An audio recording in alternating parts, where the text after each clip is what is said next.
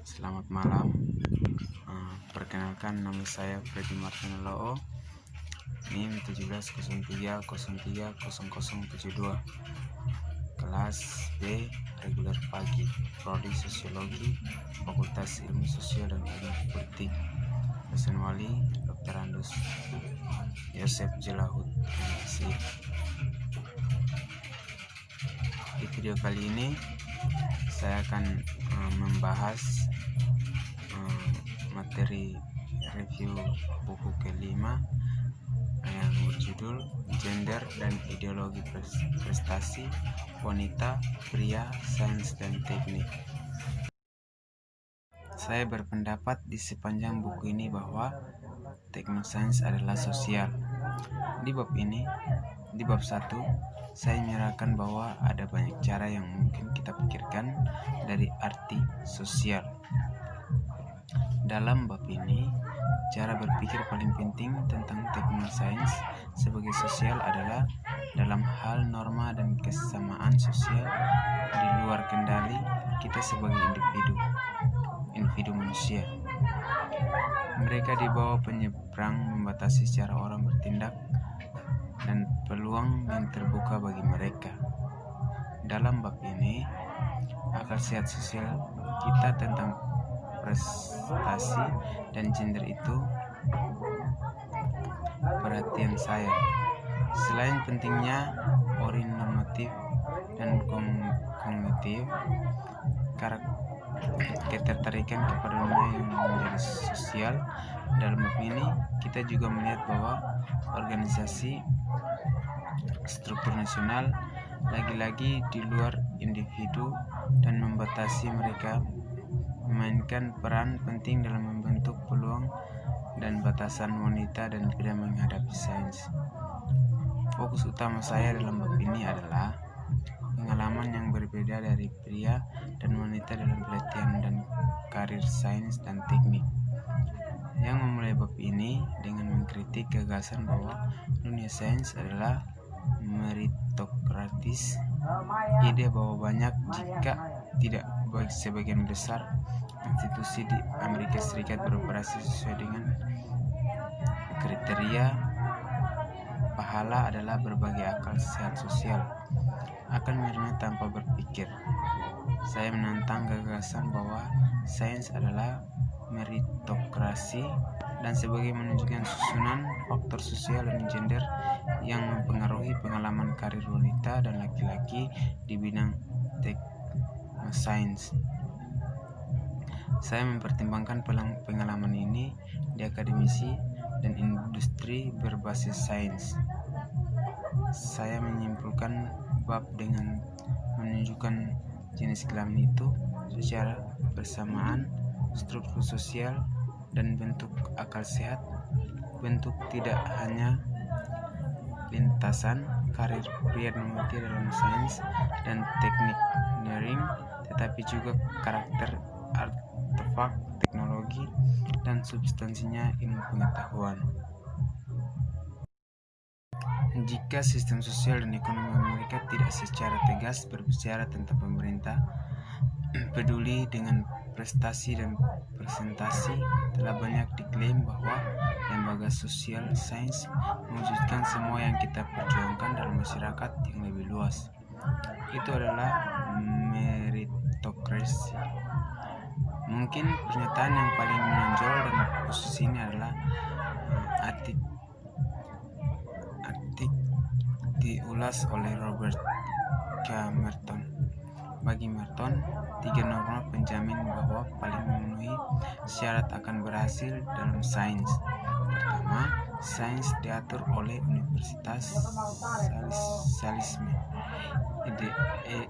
Idenya di sini adalah bahwa semua klaim kebenaran tunduk pada prestasi memenuhi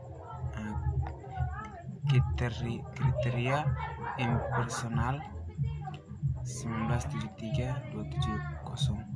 Menurut garis penalaran ini, penelitian ilmiah terbaik akan diakui seperti itu, tidak peduli latar belakang dasar penelitian. Proses evaluasi menurut norma ini adalah impersonal, yaitu pekerjaan yang penting, bukan individu.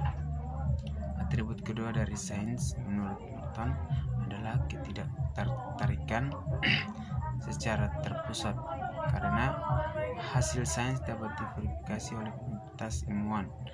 Evaluasi penelitian cenderung tidak bias dengan ekstensi pekerjaan. Setiap ilmuwan harus dinilai berdasarkan manfaatnya. Evaluasi kualitas karya seseorang ilmuwan tidak boleh dibiasakan oleh pribadinya karakteristik. Akhirnya, Merton berargumen bahwa sains diatur oleh skeptisisme. Jika bidang ilmiah adalah meritokrasi, pengalaman yang berbeda laki-laki dan perempuan bisa dijelaskan dalam hal kapasitas mereka yang berbeda. Namun, tidak ada bukti yang baik tentang perbedaan yang jelas dalam perilaku bayi baru lahir. Dan bukti yang ada, Dance menyarankan bahwa perbedaan dalam kemampuan ilmiah antara laki-laki dan wanita tidak ada atau sangat kecil.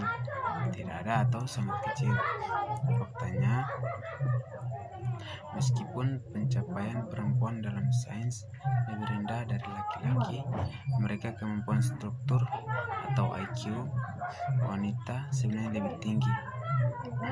Selain itu, karya terbesar X.C. dalam Schumann menunjukkan bahwa perbedaan gender, perbedaan dalam partisipasi atau yang diharapkan dalam sains dan engineering pendidikan tidak dapat dikaitkan dengan perbedaan gender dalam akademik prestasi.